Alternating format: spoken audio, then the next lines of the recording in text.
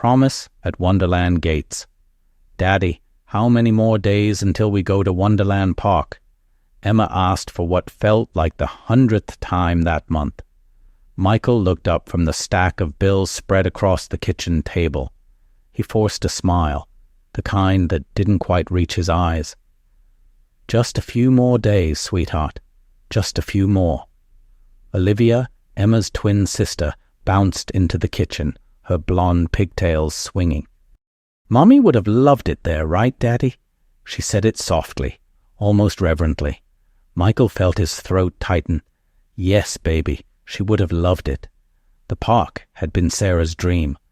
Before the cancer took her, before the hospital bills buried them, before the world became this impossible weight on his shoulders, she had shown the girls pictures of Wonderland Park. The golden carousel, the castle with real towers, the butterfly garden where monarchs landed on your fingers. I promise we'll go together someday, Sarah had whispered to the twins, her voice already weak. All 4 of us. But there were only 3 of them now. Michael had made that promise his own. He'd told the girls they would go. He'd worked double shifts at the warehouse, saved every spare dollar, tucked away coins in a mason jar hidden behind the cereal boxes. After 3 months, he counted it, $47. He searched online for ticket prices that night after the girls fell asleep. His heart sank with every click. Family admission, $120. Parking, $20. Food, at least 30 more. He stared at the screen until his eyes burnt. The next morning, Emma and Olivia burst into his room at dawn. Is today the day, Daddy? Can we go today? Michael sat up slowly, running his hands through his unwashed hair. Not today, but soon. Real soon, I promise. The girls didn't complain. They never did. They just nodded and went back to their room to play with the stuffed animals Sarah had sewn for them before she died. Michael stood in the hallway, listening to their muffled voices, and he wanted to scream. 2 weeks before Christmas, Michael made a decision. He would take them, somehow, even if they could only walk around the entrance, even if they couldn't ride anything, even if all they did was stand outside and look through the gates. He would keep his promise. He would keep Sarah's promise. On Saturday morning, he woke the girls early. Get dressed, he said, trying to sound cheerful. We're going to Wonderland Park today. They exploded with joy. Emma screamed. Olivia cried. They hugged him so tightly he could barely breathe. They wore their best dresses, the ones Sarah had made, slightly faded but still beautiful. Michael put on his only clean shirt and the jacket with the broken zipper. The drive took an hour. The girls pressed their faces against the car windows the entire time, pointing at every Christmas decoration, every light, every snowflake. When they finally arrived, Michael's hands were shaking on the steering wheel. The park was massive, towering, magical. Lights sparkled everywhere. Music played softly from hidden speakers. Families streamed through the entrance, laughing, holding hands, carrying balloons and cotton candy. The girls stood frozen on the sidewalk, staring up at the enormous gates shaped like butterfly wings. It's real, Emma whispered, clutching her sister's hand. It's really real. Michael walked them to the ticket booth, his heart hammered in his chest. The woman behind the glass smiled warmly. How many? Michael swallowed hard. 3, please. 2 children, 1 adult. She tapped on her computer. That'll be $120. He pulled out his wallet. The bills felt thin, pathetic. He counted them twice. $47. I'm sorry, he said, his voice barely audible. I thought it was less. The woman's smile faded. I'm sorry, sir. That's the admission price. Emma and Olivia stood beside him, silent, confused. Daddy? Olivia said quietly. What's wrong? Michael knelt down to their level. His vision blurred. I'm so sorry, girls. I didn't have enough saved. I thought we could at least see it, but I was wrong." Emma's eyes filled with tears. She didn't cry. She just stared at him. "It's okay, Daddy," Olivia said, her small hand touching his cheek. "We can just look from here." Michael wanted to disappear. He wanted the ground to open up and swallow him whole. "Excuse me." A voice came from behind them. Michael turned. A woman stood there, mid-50s, dressed in an elegant coat, her dark hair streaked with grey. She had kind eyes and a calm presence. "I couldn't help but overhear," she said gently. "May I help with the tickets?" Michael stood quickly, embarrassed. No, we're fine, thank you." "Please," the woman insisted. "I'd like to. It would be my honor." Michael hesitated. The girls looked up at him, hopeful. "I can't accept that," he said quietly. "It's too much." The woman smiled. "My name is Catherine. I come here often, alone, and today I'd very much like the company. Would you allow me to buy your tickets and join you inside?" Michael didn't know what to say. There was something genuine in her voice, something that didn't feel like pity. "Please, Daddy," Emma whispered, tugging his sleeve. He looked at his daughters. He looked at Catherine, and he nodded. "Thank you," he said, his voice breaking. "Thank you so much." Catherine paid for the tickets without hesitation. The girls bounced with excitement as they walked through the gates together. Once inside, the park unfolded like a dream. Twinkling lights hung from every tree. The golden carousel spun slowly, its horses rising and falling in perfect rhythm. The castle stood tall in the distance, glowing against the winter sky. Emma and Olivia ran ahead, spinning in circles, laughing, pointing at everything. Catherine walked beside Michael, her hands in her coat pockets. "Your daughters are beautiful," she said. "Thank you," Michael replied. "They're everything to me. I can see that." They walked in silence for a moment. Then Catherine spoke again. "Their mother." Michael's jaw tightened. "She passed away 2 years ago. Cancer." Catherine stopped walking. She turned to him, her eyes filled with understanding. "I'm so sorry." Michael nodded, unable to speak. They spent the next 3 hours exploring the park. Catherine bought them all lunch. She rode the carousel with the girls, laughing as they chose the brightest horses. She took pictures of them in front of the castle. She walked with them through the butterfly garden, where Emma gasped as a monarch landed on her finger. "Mommy sent it," Emma whispered, her voice filled with wonder. "I know she did." As the sun began to set, they sat on a bench near the fountain.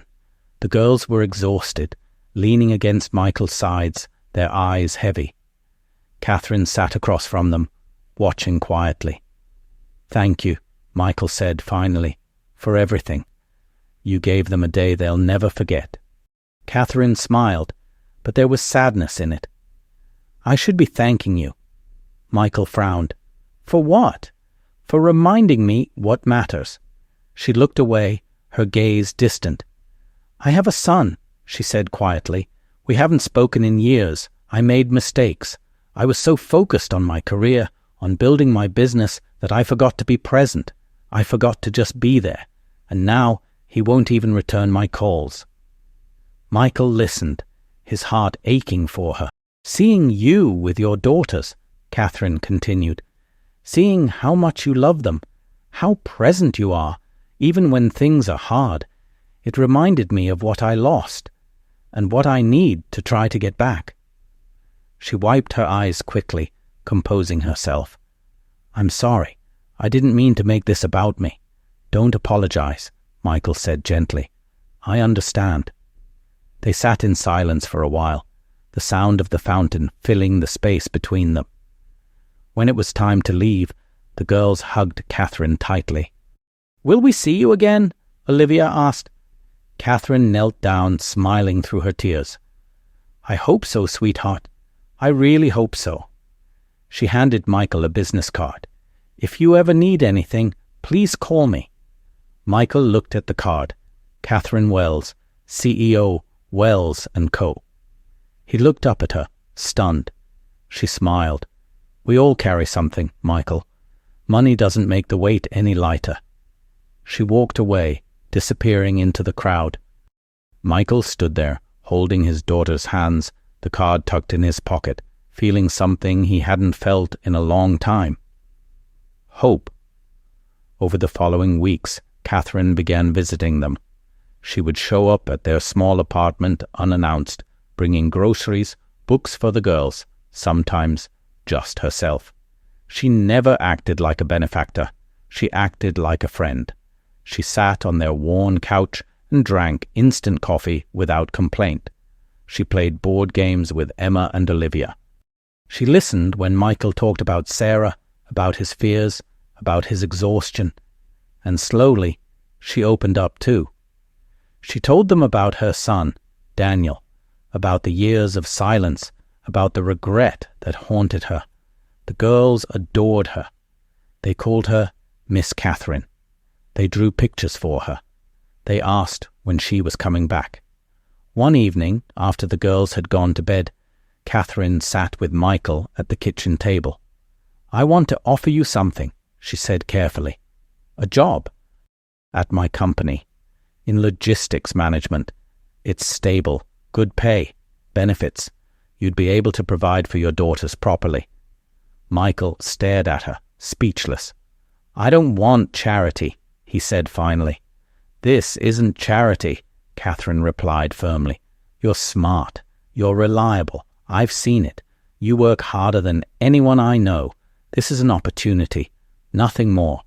Michael felt tears prick his eyes. "Why are you doing this?" Catherine reached across the table and placed her hand over his. "Because you reminded me how to be human again. Let me help.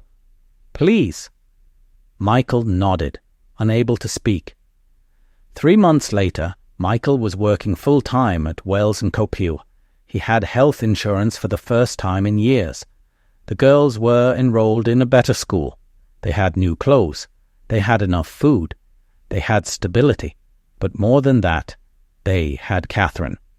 She came to their apartment almost every week. She attended the girls' school plays. She taught them how to bake cookies. She was there, present, real, and one day she showed up with someone new. Michael opened the door to find Catherine standing there with a young man beside her. He was tall, dark-haired, with her eyes. "Michael," Catherine said, her voice trembling, "this is my son, Daniel." Daniel looked uncomfortable but determined. He extended his hand. "Nice to meet you." Michael shook it, understanding immediately. They came inside. Emma and Olivia ran to Catherine as always, hugging her legs. Daniel watched, his expression softening. Over coffee, Catherine and Daniel talked. It was awkward at first, stilted, but slowly, carefully, they began to rebuild. Michael watched, his heart full, knowing he had played a small part in this. As the evening ended, Daniel pulled Michael aside.